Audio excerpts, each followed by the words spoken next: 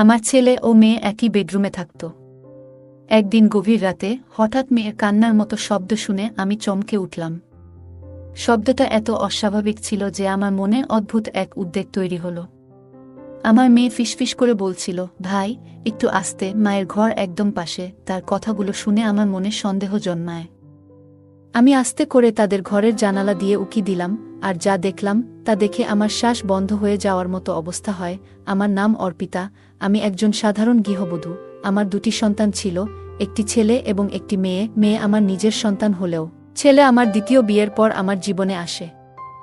তাদের বয়সের ব্যবধান ছিল 4 বছর। আমার মেয়ের নাম ছিল পায়েল এবং ছেলের নাম ঈশান। আমি ঈশানকে নিজের সন্তানের মতোই ভালোবাসতাম। আমার দ্বিতীয় বিয়ের আগে পায়েল হোস্টেলে থেকে পড়াশোনা করত। সে তার নতুন বাবা এবং ভাইকে খুশি মনে মেনে নিয়েছিল। তবে সে সিদ্ধান্ত নিয়েছিল যে তার পড়াশোনা হোস্টেলেই শেষ করবে। আমি তার ইচ্ছার উপর জোর দিইনি। সম্প্রতি পায়েল তার গ্র্যাজুয়েশন সম্পন্ন করে বাড়ি ফিরেছে। একই সময়ে ঈশানও তার পড়াশোনা শেষ করেছে।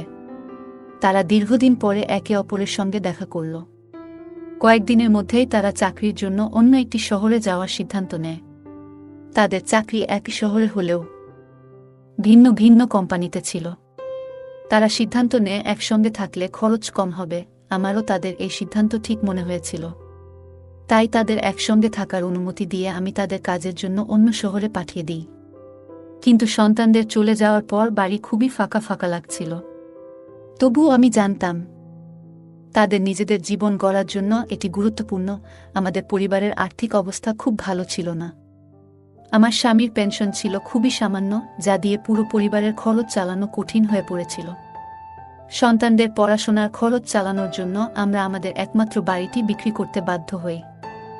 বছরখানেক পরে আমাদের সন্তানরা চাকরি পেয়ে প্রতি মাসে কিছু অর্থ পাঠাতে শুরু করে। আমি সেই অর্থ কিছুটা বাড়ির খরচে ব্যয় করতাম, আর বাকিটা সঞ্চয় করতাম। এভাবেই 5 মাস কেটে যায়। তবে এই সময়ের মধ্যে আমি একবারও সন্তানদের দেখতে যেতে পারিনি। আমার স্বামী পক্ষাঘাতে আক্রান্ত ছিলেন এবং তার দেখাশোনার জন্য বাড়িতে আর কেউ ছিল না। 2 বছর পর দীপাবলির সময় ঘনিয়ে এলো। আমি সন্তানদের বাড়িতে আসার জন্য বলি, কিন্তু তারা কাজের ব্যস্ততার অজুহাত দিয়ে আসতে রাজি হয়নি। ফোনে তাদের কাছে আমার আকুতি জানালেও তাতে কোনো লাভ হয়নি। অবশেষে আমি নিজেই তাদের সঙ্গে দেখা করার সিদ্ধান্ত নিই। একদিন আমি আমার স্বামীর এক ঘনিষ্ঠ বন্ধুকে ডেকে তার যত্নের দায়িত্ব দিলাম এবং সন্তানদের কাছে যাওয়ার জন্য যাত্রা শুরু করলাম। ট্রেন স্টেশন থেকে আমি ভিডিও কল করে তাদের জানালাম যে আমি আসছি। আমার বড় ছেলে ঈশান এই খবর শুনে বিস্মিত হয়। সে আমাকে বলল, মা, তোমাকে আসার দরকার নেই, আমরা 3 দিনের মধ্যে বাড়ি ফিরব। তার কথায় আমি তাকে প্রতিশ্রুতি দিলাম এবং বাড়ি ফিরে এলাম। 3 দিন পর খুব সকালে প্রথম ট্রেনে আমার সন্তানরা বাড়ি ফিরে এলো। তাদের দেখে আমার চোখে পানি চলে এলো। আমি তাদের বুকে জড়িয়ে ধরলাম। আমার মনে হলো এটাই আমার জীবনের সবচেয়ে সুখের মুহূর্ত। আমি ঈশান ও পায়েলকে দীর্ঘদিন পর একসঙ্গে দেখে খুব খুশি হয়েছিলাম। তবে পায়েলের মধ্যে বেশ কিছু শারীরিক পরিবর্তন লক্ষ্য করলাম। গত 2 বছরে তার চেহারায় অনেকটা পরিবর্তন এসেছে। যেদিন তারা বাড়ি ফিরল, আমি লক্ষ্য করলাম যে তারা দুজনেই একসঙ্গে একটি ঘরে ঢুকে গেল। আমি ভেবেছিলাম পায়েল হয়তো তার ব্যাগ রেখে ঘর থেকে বেরিয়ে আসবে, কিন্তু 1 ঘন্টা কেটে যাওয়ার পরও তারা ঘর থেকে বেরোয়নি। তখন আমি চা ও নাস্তা নিয়ে তাদের ঘরে গেলাম। আমি বললাম, তোমরা দুজন কি এবার থেকে এই এক ঘরেই থাকবে? বাড়ির ছাদে আরেকটা ঘর আছে, ঈশান তুমি সেখানে চলে যাও, এই ঘরটা পায়েল থাকুক। তখন ঈশান বলল, না মা, আমি পায়েলকে ছেড়ে অন্য ঘরে থাকতে পারবো না। আমরা গত 2 বছর ধরে একই ঘরে থাকার অভ্যাস করে ফেলেছি, এখানেও ঠিক এমনই থাকব। তার কথা শুনে আমার একটু অস্বস্তি হলো। আমি পায়েলের দিকে তাকিয়ে বললাম, পায়েল, তুমি এখন আর ছোট নেই, আর তোমার ভাইও বড় হয়ে গেছে। একই ঘরে থাকা কি ঠিক হবে? যদি কখনো তোমার একা থাকার প্রয়োজন হয়, তখন কিভাবে ম্যানেজ করবে? তখন পায়েল উত্তর দিল, মা, আমরা যে শহরে কাজ করতাম সেখানে 2 ঘরের ফ্ল্যাটের ভাড়া অনেক বেশি। তাই আমরা গত 2 বছর ধরে একই ঘরে থেকেছি। যখন সেখানে থাকতে পেরেছি, তাহলে এখানে কেন পারব না? আমার ছেলে ঈশান ও মেয়ে পায়েল একসঙ্গে একটি ঘরে থাকতে চেয়েছিল। আমি তাদের সিদ্ধান্তে আপত্তি করিনি। সেদিন আমি সারা দিন ঘরের কাজে ব্যস্ত ছিলাম। দুপুরে ঈশানের পছন্দের খাবার তৈরি করলাম এবং রাতে পায়েলর পছন্দের চাটপাটা পদ রান্না করলাম। কিন্তু লক্ষ্য করলাম পায়েল খাবার খুব কম খেল। এটা আমার কাছে অস্বাভাবিক মনে হলো। তখন আমি পায়েলকে জিজ্ঞেস করলাম, তুমি এত কম খাচ্ছ কেন? আগে তো তোমার প্লেট পুরো পরিষ্কার হয়ে যেত। পায়েল বলল, মা, এখন আমার রুচি বদলেছে। মেসের সাধারণ খাবারে অভ্যস্ত হয়ে গেছি। তুমি কাল থেকে সাদামাটা রান্না করো। তাদের মধ্যে এই পরিবর্তন দেখে আমার মনে হলো বাইরে থাকার অভিজ্ঞতা তাদের আরও দায়িত্বশীল এবং পরিস্থিতি অনুযায়ী মানিয়ে নেওয়ার ক্ষমতা শিখিয়েছে। তবে আমি লক্ষ্য করছিলাম তারা দুজনই একে অপরের থেকে এক মুহূর্ত দূরে থাকতে পারছিল না। যেখানে পায়েল থাকত, ঈশান ঠিক সেখানেই চলে যেত। এক রাতে আমার স্বামী ঘুমিয়ে পড়ার পর আমি তাদের ঘরে গেলাম। আমার এবং তাদের ঘর পাশাপাশি ছিল। আমি ভাবলাম একটু তাদের সঙ্গে কথা বলি। ঘরে ঢুকে দেখি ঈশান পায়েলের হাত ধরে বসে আছে। আমাকে দেখে তারা চমকে উঠল, যেন তারা কিছু লুকাচ্ছিল। আমি সেই সময় কিছু বলিনি এবং বিষয়টা এড়িয়ে গেলাম। কিন্তু পরদিন সকালে এমন একটি ঘটনা ঘটল যা আমাকে চিন্তায় ফেলে দিল। সকালের দিকে আমি তাদের ঘরের দিকে গেলাম। দেখলাম বিছানার চাদরটা শুকাতে দেওয়া হয়েছে। এত সকালে কে চাদর ধুতে পারে? কৌতূহলী হয়ে আমি পায়েলকে জিজ্ঞাসা না করেই ঘরের দিকে এগোলাম। দেখি ঘরের দরজা বন্ধ। ঠিক তখনই পেছন থেকে ঈশানের ডাক শুনলাম, মা, নাশতায় কি বানিয়েছ? দরজার বাইরে এসে ঈশান আমাকে প্রশ্ন করল। আমি তাকে জিজ্ঞাসা করলাম, তোমাদের ঘরের চাদর এত সকালে কে ধুয়েছে? কেন ধুয়েছে? আমার প্রশ্ন শুনে ঈশান একটু অস্বস্তিতে পড়ল। তার চোখ বারবার পায়েলের দিকে যাচ্ছিল। তখন পায়েল সামনে এসে বলল, মা, চাদরটা আমি ধুয়েছি। ওটাতে ধুলা জমেছিল, তাই বারবার হাঁচি আসছিল। এজন্য সকালে ধুয়ে নিয়েছি। আমি বললাম, তোমাদের আসার আগে আমি সবকিছু পরিষ্কার করেছিলাম। চাদরে ধুলা আসবে কিভাবে? আমার প্রশ্ন শুনে পায়েল একটু বিড়ম্বনায় পড়ল। তার মুখের অভিব্যক্তি বলে দিচ্ছিল সে কিছু লুকোচ্ছে। তখন ঈশান বলল, মা, আমার খুব খিদে পেয়েছে।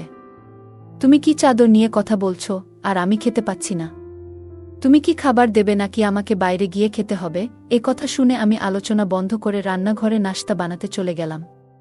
পরে কাজের ব্যস্ততায় বিষয়টি ভুলে গেলাম। কিছুদিন ধরে লক্ষ্য করছিলাম আমার দুই সন্তানের আচরণে বেশ পরিবর্তন এসেছে। পায়েল, যে আগে আমার সঙ্গে অনেক গল্প করত, এখন বেশিরভাগ সময় নিজের ঘরেই থাকে। সে আমার সামনে বেশিক্ষণ থাকতে চায় না। সেদিন সন্ধ্যায় খাবার খাওয়ার সময় পায়েলর হঠাৎ শরীর খারাপ হয়ে গেল। খাওয়া শুরু করতেই সে থালার দিকে তাকিয়ে রইল এবং কিছুক্ষণের মধ্যেই বমি ভাব শুরু হল। দ্রুত বাথরুমের দিকে ছুটল আর ঈশানও তার পেছনে গেল। আমি হতবাক হয়ে গেলাম। বুঝতে পারছিলাম না হঠাৎ কি হলো। আমিও বাথরুমের কাছে গেলাম। তখন ঈশান পায়েলকে কাঁধে ভর দিয়ে বাইরে নিয়ে আসছিল। ঈশানের পায়েলকে ধরে রাখার ভঙ্গি আমার কাছে কিছুটা অস্বাভাবিক লাগল। তার এক হাত ছিল পায়েলর কাঁধে এবং আরেকটি ছিল তার কোমরে। এটি দেখে আমার মনে অদ্ভুত অনুভূতি হল। তারা এমন আচরণ কেন করছে? আমার মনে বিভিন্ন প্রশ্নে ভরে যেতে থাকল। আমার মন তখনও অস্থির ছিল, তবে কিছু বললাম না। পায়েলকে আরাম দেওয়ার জন্য আমি নিজেই তার পাশে গিয়ে তাকে হাত ধরে ঘরে নিয়ে এলাম। তারপর তাকে এক গ্লাস পানি দিলাম এবং জিজ্ঞাসা করলাম, তোমার হঠাৎ এমন বমি ভাব হলো কেন? খাওয়া শুরুর আগেই তো বমি লাগছে। আমার প্রশ্নের উত্তর ঈশান দিল, মা, পায়েল ঘরে বসে তেলমসলা দেওয়া চিপস খেয়েছে, তাই এখন তার এমন লাগছে। পায়েলও ঈশানের কথা সমর্থন করে বলল, হ্যাঁ মা, আমি চিপস খেয়েছি। এখন থেকে আর এমন করবই না। আমি জিজ্ঞাসা করলাম, এখন কেমন লাগছে? একটু খেয়ে নাও, তারপর বিশ্রাম করো। পায়েল বলল, মা, আমি অনেক চিপস খেয়ে ফেলেছি, এখন আর খেতে ইচ্ছে করছে না। আমি ঘুমাতে যাচ্ছি, তোমরা খেয়ে নাও। এটা বলেই পায়েলও তার ঘরে চলে গেল। তার না খেয়ে ঘুমাতে যাওয়াটা আমাকে বেশ অস্বস্তিতে ফেলল। রাতের খাবার শেষে আমি তার জন্য এক গ্লাস দুধ নিয়ে গেলাম। রাত তখন প্রায় 9টা। দেখলাম তারা দুজনেই ঘরের দরজা বন্ধ করে দিয়েছে। আমি দরজায় টোকা দিতেই ঈশান দরজা খুলল। ঘরের ভেতরে তাকিয়ে দেখি পায়েল ঘুমিয়ে আছে এবং ঈশান তখনও জেগে আছে। পায়েলকে গভীর ঘুমে দেখে আমি তাকে আর ডাকলাম না। দুধ রেখে আমি ফিরে আসতে চাইলাম, কিন্তু বেরোনোর সময় আমার শাড়ির আঁচল দরজার খুঁটিতে আটকে গেল। যখন সেটা খুলতে চেষ্টা করছিলাম, তখন ভেতর থেকে পায়েলর গলার শব্দ পেলাম। সে ঈশানকে বলছিল, ভাই, মা কি চলে গেল? তার কথায় বোঝা গেল সে ঘুমানোর ভান করছিল। এই কথা শুনে আমি আবার দরজায় নক করলাম। ঈশান দরজা খুলে জিজ্ঞাসা করল, মা, আবার কি হলো? আমি সোজা জিজ্ঞাসা করলাম, তোমাদের মধ্যে কি চলছে? পায়েল কেন ঘুমানোর ভান করছিল? পায়েল তখন উঠল এবং বলল, মা, আমি ভেবেছিলাম তুমি কিছু খাওয়ার জন্য নিয়ে এসেছ। আমি তো খেতে চাইনি, তাই ঘুমানোর ভান করছিলাম। তাদের এমন আচরণে আমার সন্দেহ আরও বাড়ল। আমি ঈশানকে বললাম, আজ রাত তুমি তোমার বাবার সঙ্গে আমার ঘরে শুয়ে পড়ো, আমি পায়েলর সঙ্গে থাকব। এই কথা শুনে ঈশান বলল, মা, আমি এই ঘর ছেড়ে কোথাও যাব না। পায়েলও বলল, মা, আমি ভাইয়ের সঙ্গেই থাকব, ও না থাকলে আমার ঘুম আসে না। ওরা আমার কথা কিছুতেই শুনতে চাইছিল না। অবশেষে আমি বললাম, ঠিক আছে, তোমরা একই ঘরে থাকতে পারো, তবে আজ থেকে দরজা বন্ধ করবে না। ওরা বাধ্য হয়ে আমার কথা মেনে নিল। পরের দিন সকালে আমার বড় দিদি বাড়ি এলেন। তার আগমনে সবাই খুশি হয়ে গেল। দিদি বললেন, আমি বিশেষ করে তোমাদের সঙ্গে সময় কাটাতে এসেছি। কথাবার্তার মাঝে দিদি পায়েলর বিয়ের প্রসঙ্গ তুললেন। তিনি বললেন, আমাদের পায়েল এখন বিয়ের উপযুক্ত হয়ে গেছে। আমার বড় দিদি বললেন, পায়েল এখন বড় হয়েছে, ওর বিয়ের কথা ভাবা উচিত। কথার মাঝেই তিনি নিজের সঙ্গে আনা কয়েকজন ছেলের ছবি বের করলেন। দিদি যখন পায়েলকে ছবিগুলো দিলেন, তখন ঈশান তাড়াতাড়ি ছবিগুলো নিজের হাতে নিয়ে নিল। ঈশান বলল, মাসি, এই ছেলেগুলো পায়েলের জন্য একদম ঠিক নয়। ওর জন্য এমন একজন হতে হবে যিনি আমার মতো স্মার্ট এবং সুন্দর। আপনি কেমন করে এমন বয়স্ক ছেলেগুলোর ছবি আনলেন? আমার দিদি ছিলেন কঠোর স্বভাবের এবং মজা একদম পছন্দ করতেন না। তখন ঈশান মজা করছিল না নাকি সিরিয়াস ছিল সেটা বোঝা কঠিন ছিল। কিন্তু তার কথা শুনে দিদি রেগে গেলেন। তিনি বললেন, তোমার বোঝার দরকার নেই, এই ছেলেরা মাত্র 5 বছরের বড়। স্বামী স্ত্রীর বয়সের এতটুকু পার্থক্য তো থাকতেই পারে। ঈশান জবাব দিল, 5 বছরের নয়, স্বামী স্ত্রীর বয়সের পার্থক্য 3 বছরের বেশি হওয়া উচিত নয়।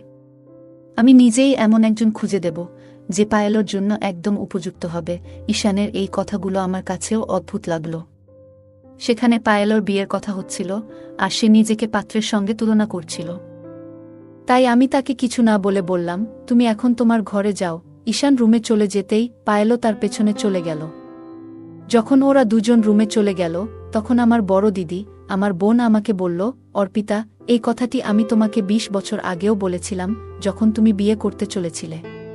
তোমার স্বামীর সঙ্গে আমার কোনো সমস্যা ছিল না, কিন্তু তার সৎ ছেলেকে গ্রহণ করা আমার কখনোই ঠিক মনে হয়নি। তুমি যদি 2 মেয়ের বাবা এমন একজনের সঙ্গে বিয়ে করতে, তবে সেটাও ঠিক থাকত। কিন্তু তুমি সৎ ছেলেকেও গ্রহণ করলে, যা আমার কাছে কখনোই গ্রহণযোগ্য ছিল না। এখন যেভাবে বাড়ির পরিস্থিতি দেখছি, সেটাও ঠিক মনে হচ্ছে না।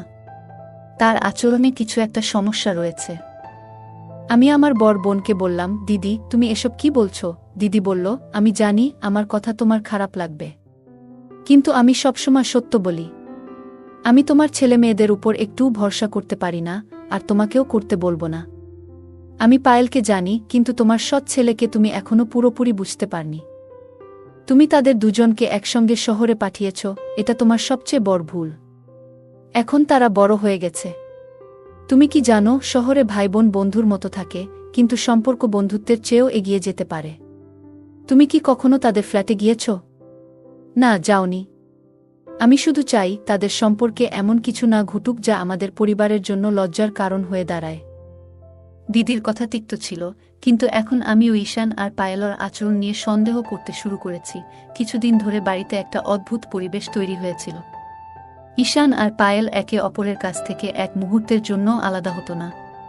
পায়েল যেন আমাকে এড়িয়ে চলছিল। সেই রাতে আমার দিদি বাড়িতে ছিলেন, তাই আমি তার সঙ্গে হলঘরে ঘুমিয়েছিলাম। দিদির কথাগুলো সারা রাত আমার মনের শান্তি কেড়ে নিয়েছিল। রাত প্রায় 2টা নাগাদ যখন আমার ঘুম ভাঙল এবং আমি পাশ ফিরলাম, তখন লক্ষ্য করলাম বাচ্চাদের ঘরের লাইট এখনো জ্বলছে। বিষয়টি দেখে আমি কৌতূহলী হয়ে তাদের ঘরের দিকে এগিয়ে গেলাম। ঘরের বাইরে পৌঁছানোর পর আমি পায়েলের গলা শুনতে পেলাম। সে বলছিল, দাদা, তাড়াতাড়ি লাইট বন্ধ করো। মা যদি আমাদের ঘরের দিকে তাকায়, তাহলে সবকিছু ফাঁস হয়ে যাবে। এই কথা শুনে আমি দরজার ফাঁক দিয়ে উকি দিলাম। দেখলাম ঈশান পায়েলের কাঁধে হাত রেখে তাকে বিছানার দিকে নিয়ে যাচ্ছে। পায়েলের হাঁটার ভঙ্গিমাও যেন একটু অস্বাভাবিক লাগছিল। ঠিক কী ঘটছিল তা বোঝা আমার পক্ষে তখন সম্ভব ছিল না। আমি সেই রাতে তাদের কোনো প্রশ্ন করতে পারিনি, কারণ বাড়িতে আমার বড় দিদি ছিলেন এবং তার সামনে আমি কোনো অস্বস্তিকর পরিস্থিতি তৈরি করতে চাইনি। তবু দরজার কাছ থেকে স্পষ্টভাবে শুনতে পেলাম তাদের কথোপকথন। পায়েলর কথা মতো ঈশান ঘরের লাইট বন্ধ করল, তবে আলো নিভে গেলেও তাদের কথোপকথন থামল না। ঈশান বলছিল, শহরের ফ্ল্যাটে আমাদের উপর কেউ নজর রাখার ভয় নেই, আমরা সেখানে নিজেদের মতো করে থাকতে পারতাম। কেউ জানত না যে আমরা ভাই বোন। কিন্তু এখানে মায়ের নজর সব সময় আমাদের উপর থাকে। কোনো ব্যক্তিগত জায়গা বা সময় আর অবশিষ্ট নেই। পায়েল বলল, হ্যাঁ, তুমি ঠিকই বলেছ। আমরা এখানে আর বেশি দিন থাকতে পারব না। যদি আমাদের কিছু কথা মায়ের কানে পৌঁছে যায় তাহলে সব শেষ হয়ে যাবে। মা বারবার আমাকে ডেকে কথা বলার চেষ্টা করছে। আমি যদি তার সামনে বেশি সময় থাকি তবে তিনি হয়তো সব কিছু বুঝে ফেলবেন। আমাদের যত তাড়াতাড়ি সম্ভব শহরে ফিরে যেতে হবে। আমি আর মিথ্যে লুকিয়ে রাখতে পারছি না। এরপর পায়েল বলল, ঈশান ভাইয়া, আমি কখনো ভাবিনি যে আমাদের সম্পর্ক এই পর্যায়ে পৌঁছাবে। গত কয়েক মাস ধরে আমি তোমার সঙ্গে ফ্ল্যাটে থাকছি, আর তুমি সবকিছুতে আমাকে সাহায্য করেছ। সত্যি বলতে তোমার মতো আর কাউকে আমি খুঁজে পেতাম না। তাদের এই কথোপকথন শুনে আমি একেবারে হতবাক হয়ে গিয়েছিলাম। আমি আবার ঘরের ভেতরে উকি দিয়ে দেখলাম তারা দুজন একে অপরকে জড়িয়ে ধরেছিল। আমার খুব ইচ্ছা করছিল ঘরে ঢুকে তাদের থাপ্পড় মারি, কিন্তু আমি নিজের পরিবারের সম্মান রাস্তায় ফেলতে চাইনি। তাদের কথা শুনে আমি গভীরভাবে মর্মাহত হয়েছিলাম। সেই রাত আমি এক মুহূর্তের জন্য ঘুমাতে পারিনি। আমি শুধু ভোর হওয়ার অপেক্ষায় ছিলাম। ভোরে কিছু সময়ের জন্য চোখ লেগে এসেছিল, কিন্তু তার মধ্যেই আমার বড় দিদি আমাকে জাগিয়ে তুলল। তিনি বেশ ঘাবড়ে গিয়েছিলেন এবং বললেন, অর্পিতা, তোমার বাড়িতে কি হচ্ছে? পায়েল সকাল সকাল ঘরের চাদর নিয়ে গেল কেন? আমি তোমার সন্তানদের আচরণে কিছু ভুল দেখছি। তাড়াতাড়ি করে পায়েলের বিয়ে ঠিক করো। আমি তোমার সৎ ছেলের উপর একটুও ভরসা করতে পারছি না। তখন আমি দিদির সামনে মিথ্যে বললাম। আমি নিজেই পায়েলকে চাদর ধোয়ার জন্য বলেছিলাম। দিদি আমার কথা বিশ্বাস করলেন, কিন্তু আমার মনে গভীর সন্দেহ দানা বাঁধতে শুরু করেছিল। রাতের কথোপকথন এবং তাদের ব্যবহারের উপর ভিত্তি করে আমি ইতিমধ্যেই অনেক কিছু আন্দাজ করতে পেরেছিলাম। সকালে প্রথম পায়েল উঠে ঘর পরিষ্কার করছিল। রাতের কথা শোনার পর আমার কাছে পরিষ্কার হয়ে গিয়েছিল যে কেন সে চাদর ধুতে নিয়ে গিয়েছিল। বেলা প্রায় 12টা বেজে গিয়েছিল, কিন্তু আমার বড় দিদি বাড়ি থেকে যাচ্ছিলেন না। বাচ্চারা বলেছিল যে তারা ক্যাফেতে যাচ্ছে। যখন আমার দিদি শেষমেশ নিজের বাড়ির পথে রওনা দিলেন, আমি বাচ্চাদের ঘরে ঢোকার সুযোগ পেলাম। আমি ঈশান এবং পায়েলের ব্যাগ তল্লাশি করলাম। পায়েলের ব্যাগ থেকে আমি এমন কিছু পেলাম যা দেখে আমার মাথার উপর থেকে আকাশ যেন ভেঙে পড়ল। আমার সন্দেহ নিশ্চিত হয়ে গেল যে তারা সম্পর্কের সব সীমা অতিক্রম করেছে। আমি সেই জিনিসটি হাতে নিয়ে ফুপিয়ে কেঁদে উঠলাম। আমি বিছানায় বসে মাথা ধরে আছি। এমন সময় পিছন থেকে ঈশানের গলা শুনতে পেলাম। সে বলল, মা, আজ সন্ধ্যায় আমরা বেরিয়ে যাচ্ছি। ছুটির দিন শেষ হয়ে গেছে। তার কথা শুনে আমি ক্রোধে ফেটে পড়লাম। উঠে গিয়ে তার কলার ধরে বললাম, অসভ্য! তুই নিজের আসল রূপ দেখিয়েই দিলি। তুই তোর বোনের সঙ্গে। আমি প্রেগন্যান্সি কিটটি দেখিয়ে বললাম, পায়েল গর্ভবতী, আর এর জন্য দায়ী তুই। আমি সব বুঝে গেছি। তোমাদের সমস্ত কাজকর্ম আমার সামনে প্রকাশ হয়ে গেছে। আমি কথা বলতে বলতে আরও রাগে ফেটে পড়ছিলাম। তখনই পিছন থেকে পায়েল এসে উপস্থিত হল। তার মুখ দেখেই আমার হাত থেকে প্রেগন্যান্সি কিটটি পড়ে গেল। পায়েল শান্ত কণ্ঠে বলল, মা, দাদার ওপর দয়া করে এমন অভিযোগ আনবেন না। তুমি যা দেখেছ বা শুনেছ তার পেছনের পুরো সত্য তুমি জানো না। হ্যাঁ, আমি গর্ভবতী, তবে এর সঙ্গে দাদার কোনো সম্পর্ক নেই। আমি হতবাক হয়ে তার দিকে তাকালাম। পায়েল ধীরে ধীরে বলতে শুরু করল, মা, আমার আগের কর্মস্থলে এক ম্যানেজারের সঙ্গে আমার একটি সম্পর্ক গড়ে উঠেছিল। সেই সম্পর্ক ভেঙে যাওয়ার পর আমি জানতে পারি যে আমি গর্ভবতী। যখন তাকে জানাই তখনই জানতে পারি যে সে বিবাহিত। তার কথা শুনে আমার দুনিয়া যেন ভেঙে পড়ে। মানসিক যন্ত্রণায় আমি এক সময় আত্মহত্যার চেষ্টা করি, কিন্তু দাদা আমাকে সময় মতো উদ্ধার করে। তারপর পায়েল গভীর শ্বাস নিয়ে বলল, দাদা আমার সবচেয়ে বড় ভরসা। সে আমার পরিস্থিতি বোঝে এবং আমাকে মানসিকভাবে শক্তি যোগায়। যখন আমি গর্ভপাত করার সিদ্ধান্ত নিই তখন ডাক্তার জানান এটি করলে ভবিষ্যতে মা হওয়ার সম্ভাবনা আর থাকবে না। সেই সময় দাদা আমাকে আশ্বস্ত করে বলেছিল, মা হওয়া একটি নারীর জীবনের গুরুত্বপূর্ণ অধ্যায়। আমি তোমার জন্য এমন একজনকে খুঁজে বের করব, যে তোমাকেও গ্রহণ করবে এবং তোমার সন্তানকেও ভালোবাসবে। এমন কেউ না থাকলে আমি নিজেই তোমার সন্তানের দায়িত্ব নেব। পায়েলের এই কথাগুলো শোনার পর আমি স্তব্ধ হয়ে গেলাম।